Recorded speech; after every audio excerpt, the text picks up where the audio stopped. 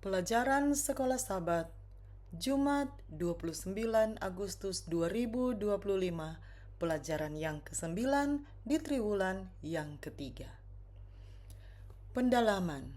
Bacalah tulisan Ellen G. White dengan judul Hukum Diberikan kepada Israel dalam buku Alfa dan Omega Jilid 1, halaman 354 sampai 369. Karena kita hidup di wilayah musuh kita, tidak heran jika kita dapat disakiti dalam kehidupan nyata oleh rencananya yang cerdik dan menipu. Siapa di antara kita yang tidak mengenal rasa sakit dan penderitaan yang semuanya disebabkan oleh dosa dan dunia yang telah jatuh ke dalam dosa di mana kita hidup? Sayangnya hal itu hanyalah bagian dari kehidupan sekarang. Akan tetapi Allah memberi kita kekuatan untuk mengatasinya. Juru selamat yang mulia akan mengirimkan pertolongan bila mana kita memerlukannya. Jalan menuju surga dikuduskan oleh jejak-jejak kakinya. Setiap duri yang melukai kaki kita telah melukai kakinya. Setiap salib yang ditanggungkan kepada kita telah ditanggungnya di hadapan kita. Tuhan mengizinkan pertentangan-pertentangan untuk menyediakan jiwa-jiwa bagi kedamaian. Waktu kesesakan adalah cobaan berat yang menakutkan bagi umat Allah. Tetapi waktu itulah masanya setiap orang percaya yang benar memandang ke atas, dan oleh iman ia boleh melihat pelangi perjanjian yang mengelilinginya. Pertanyaan-pertanyaan untuk diskusi.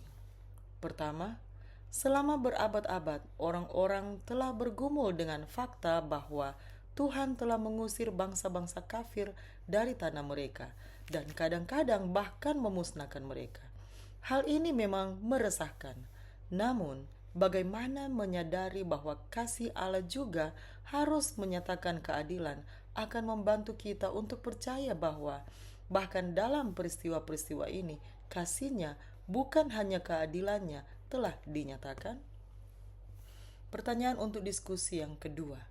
Pikirkanlah lebih banyak lagi tentang fakta bahwa Yesus berkata tentang mengasihi orang lain, bahkan musuh-musuh kita dan bahkan mereka yang membenci kita. Dia berkata kepada kita, karena itu haruslah kamu sempurna, sama seperti Bapamu yang di sorga adalah sempurna. Matius 5 ayat 48. Mengapa Yesus memberikan perintah ini setelah perintah-perintah lainnya? Apakah yang Dia katakan kepada kita di sini tentang apa artinya tidak hanya menjadi sempurna tetapi juga menjadi sempurna seperti Bapamu yang di surga? Pertanyaan untuk diskusi yang ketiga. Rasul Paulus memiliki sikap yang positif dan mengangkat terhadap hukum Allah dan fungsinya, namun ia menentang penyalahgunaan hukum. Apakah arti dari pernyataannya, kamu tidak berada di bawah hukum Taurat, tetapi di bawah kasih karunia?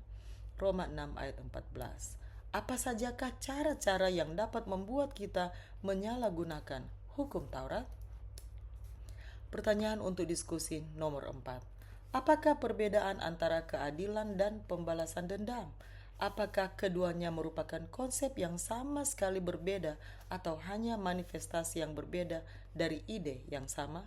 Bagaimanakah kita tahu bahwa keinginan kita untuk mendapatkan keadilan bukanlah keinginan untuk membalas dendam?